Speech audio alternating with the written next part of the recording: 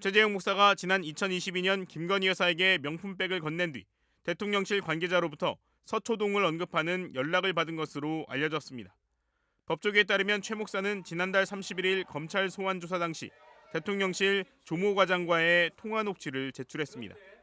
2022년 10월 17일 이뤄진 통화였는데 당시 조 과장은 김창준 의원님 건으로 서초동으로부터 연락을 받았다며 최 목사에게 전화를 걸었습니다. 최 목사는 그로부터 한 달 전인 2022년 9월 김 여사에게 명품백을 선물하면서 김창준 전 미국 연방하원의원의 국립묘지 안장과 관련한 청탁을 했다고 밝힌 바 있습니다. 이후 한 달 만에 대통령실 관계자가 서초동, 즉 김 여사 측으로부터 연락을 받았다며 최 목사에게 접촉을 해왔다는 주장입니다. 통화에서 조 과장은 말씀을 전해 듣기로는 절차를 많이 밟으셔야 하는 상황이라며 김 전 의원 사모님이 여사님 면담을 요청하시는 걸로 들었는데 맞냐고 묻고 이후 국가보훈처 사무관에 연락처를 전해주기도 했습니다. 조 과장과 최 목사는 관련된 내용을 문자로 협의하기도 했습니다.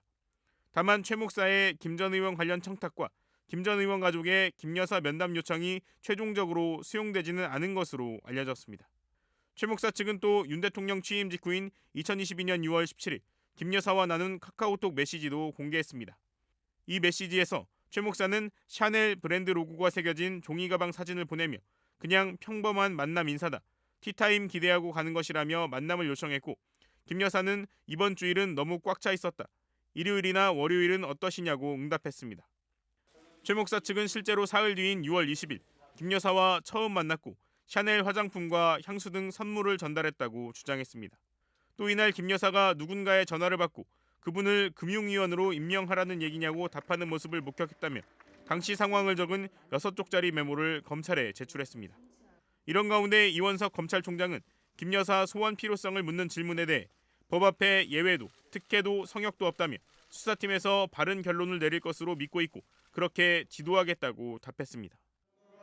아프리카 정상 배우자들 사이에 김건희 여사가 앉아 있습니다. 국악 공연을 보고 기념사진도 찍습니다. 대통령실이 공개한 한 아프리카 배우자 오찬 행사 장면입니다. 대통령실은 보도 참고 자료 2건과 서면 브리핑 자료를 제공하면서 김 여사의 역할을 자세히 설명했습니다. 김 여사가 한국 전통 문화를 영부인들에게 선보이기 위해 공연 및 메뉴까지 수개월 동안 모두 섬세히 챙겼다고 적었습니다. 시에라리온 대통령 영부인과 차담을 나눈 경복궁에 대해서는 한국 방문회 명예위원장인 김 여사가 직접 선정한 장소라고 덧붙였습니다. 대통령실은 또 김 여사가 한국과 아프리카는 문화적, 정서적인 면에서도 공통점이 크다는 등의 발언을 했다고도 전했습니다.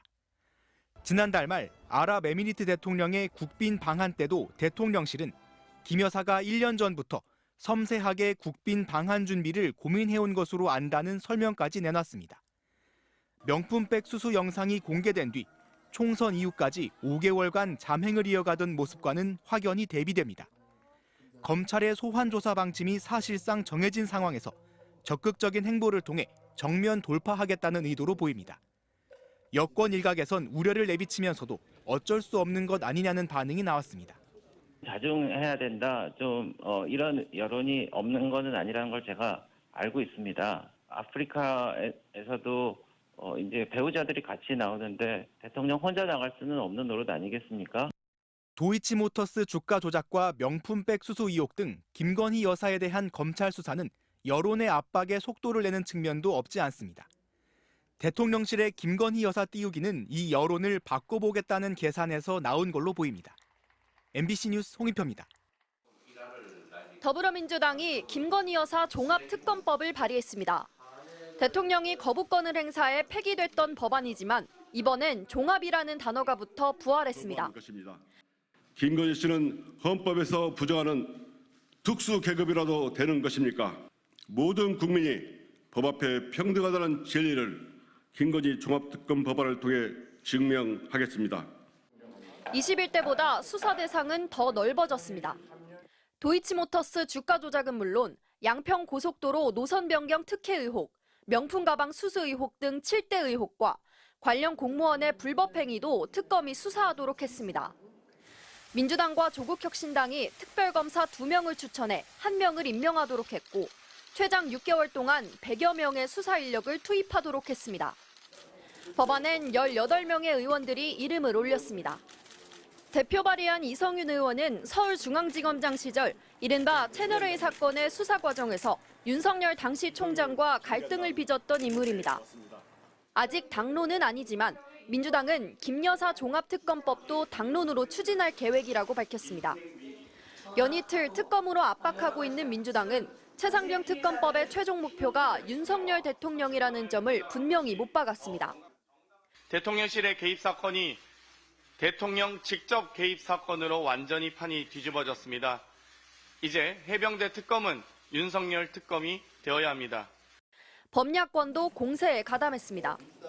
조국혁신당은 민주당과 별도로 최상병 특검법과 김 여사 윤 대통령 특검법을 발의할 계획이 있다며 힘을 보탰고 개혁신당 이준석 대표도 윤 대통령이 군 통수권자로서의 책임 있는 모습을 보여주지 못하고 있다고 비판했습니다. 민주당과 조국혁신당의 지도부는 내일 장외 집회를 각각 열고 대통령의 수사 개입 의혹을 특검으로 규명하라고 촉구할 계획입니다. MBC 뉴스 김정우입니다.